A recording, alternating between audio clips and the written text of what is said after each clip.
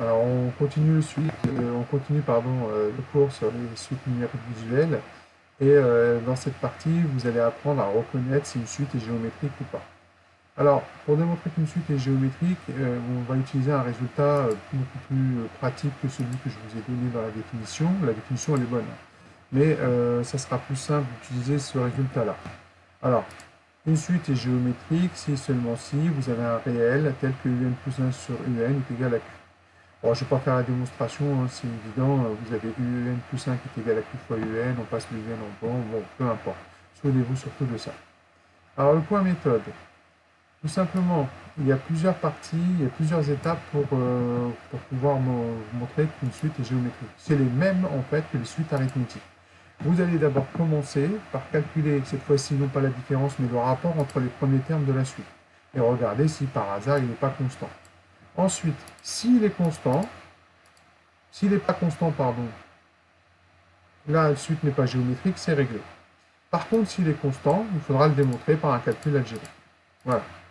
C'est la même chose que pour les suites arithmétiques, sauf que cette fois-ci, au lieu d'avoir une différence, donc une soustraction, vous allez avoir un rapport.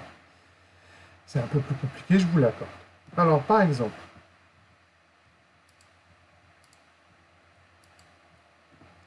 on veut savoir si un qui est égal à 2 puissance n est géométrique. Je vais commencer par calculer u0. u0, c'est 2 puissance 0. Pourquoi un, c'est 2 puissance n, donc je remplace n par 0, puisque je cherche u0.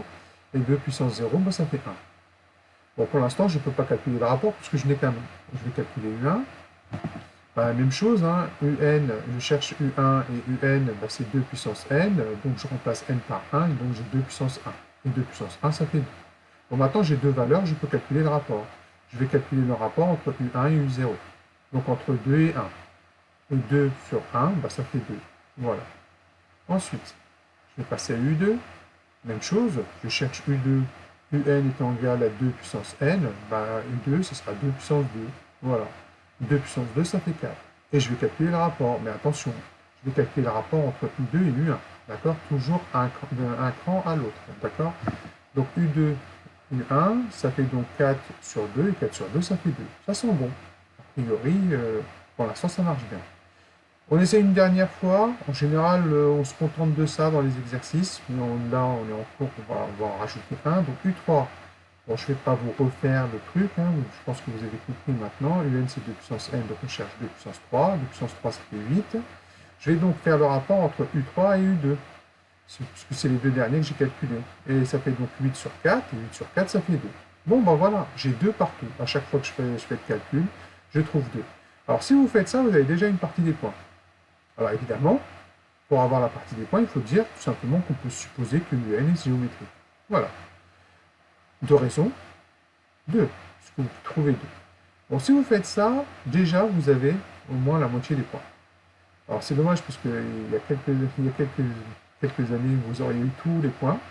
Maintenant, non, il y a une partie en plus. Pourquoi? Parce que ça, c'est des cas particuliers, et nous, ce qu'on veut, c'est le cas général. Donc, il faut démontrer l'hypothèse dans le cas général. Et c'est la partie la plus casse-pied. Alors, commencez-la quand même, essayez toujours de la faire, essayez d'écrire quelque chose, n'hésitez pas, et laissez ce que vous avez écrit, ça rapportera toujours quelque chose. Donc, un plus 1 sur un. Un plus 1, c'est 2 puissance n plus 1, puisque un, c'est 2 puissance n. Donc, je remplace n par n plus 1, tout simplement. Et là, j'ai un, c'est 2 puissance n, donc je vais remplacer par 2 puissance n. Et c'est là où intervient les calculs, enfin le petit cours que je vous ai fait en appel sur les puissances, si vous vous souvenez. Donc, je vais passer l'exposant du bas en changeant son signe. Donc, je vais avoir 2 puissance n plus 1 moins n. Donc, n moins n, 0, il me reste 1. Donc, 2 puissance 1. Et 2 puissance 1, c'est 2. Et je peux conclure, puisque j'ai bien trouvé 2, la suite un est géométrique de raison 2. Voilà. Ensuite, la suite Vn. Bon, je vais accélérer un petit peu. Vous savez faire maintenant, normalement. Donc, V0, ça va être égal à 1. V1, ça va être égal à 2 fois 1 plus 1, donc ça va faire 3. Et je vais calculer le rapport de V1 par rapport à V0. Donc, 3 sur 1, 3 sur 1, ça fait 3.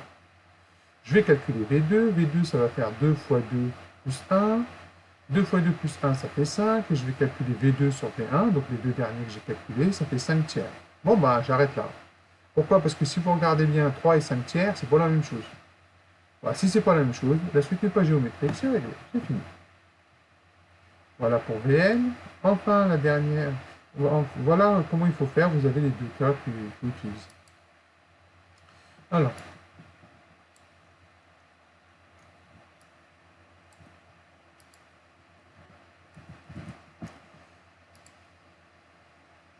vous voyez là, il y a une erreur. Je pense qu'il y a une ligne de trop. Je vais l'enlever. C'est pas compliqué. Juste pour que vous ayez quelque chose de propre. Je corrigerai ça l'année prochaine.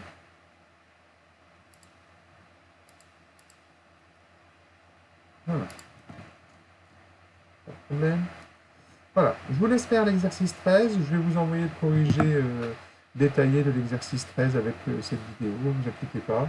Et si tout se passe bien, j'espère qu'on aura fini quand vous rentrerez lundi. Logiquement, vous devrez rentrer lundi.